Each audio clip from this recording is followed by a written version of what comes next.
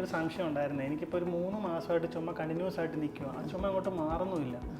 അപ്പം ഈ ചുമ ഇങ്ങനെ വെച്ചുകൊണ്ടിരുന്നു കഴിഞ്ഞാൽ വേറെ എന്തെങ്കിലും പ്രോബ്ലം ഉണ്ടാവുമോ? 3 മാസത്തെ ചുമ കൃത്യമായും അത് ക്ലിയറായിട്ട് ഒന്നാമതായിട്ട് എന്തുകൊണ്ടാണ് ഈ ചുമ എന്ന് കണ്ടുപിടിക്കാനായിട്ട് ആദ്യം തന്നെ ഒരു എക്സ്റേ വളരെ അത്യാവശ്യമാണ്.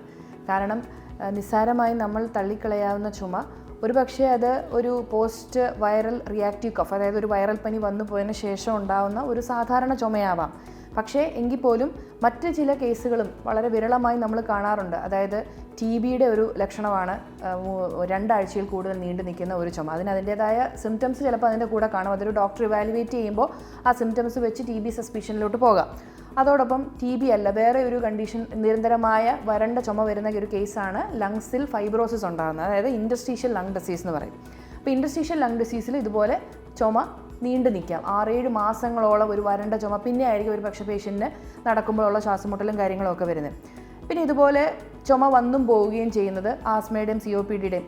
ആസ്മയിലാണ് വന്നും പോയിരിക്കുന്നത് സാധാരണ. എന്തെങ്കിലും ഒരു ട്രിഗർ വരുമ്പോൾ മാത്രം ചുമ വന്നു പോകുന്ന അവസ്ഥ ആസ്മയിൽ. COPD പേഷ്യൻസിൽ കണ്ടിന്യൂസ് ആയിട്ട് ഒരു പ്രോഗ്രസീവ് സിംറ്റംസ് എന്നാണ് നമ്മൾ പറയുന്നത്. അതായത് അവർക്ക് എന്നും രാവിലെ എഴുന്നേൽക്കുമ്പോൾ ചുമയും കഫക്കെട്ടും കാണും.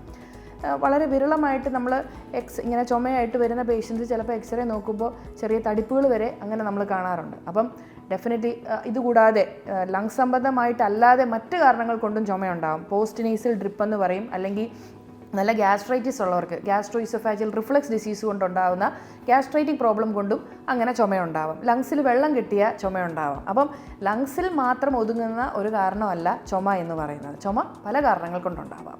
അപ്പം നമ്മളത് കൃത്യമായി ഇവാലുവേറ്റ് ചെയ്ത് ഡോക്ടറിനെ കൺസൾട്ട് ചെയ്ത് അതിൻ്റെ ഡയഗ്നോസിസിൽ എത്തുക എന്നുള്ളതാണ് ഏറ്റവും അത്യാവശ്യം.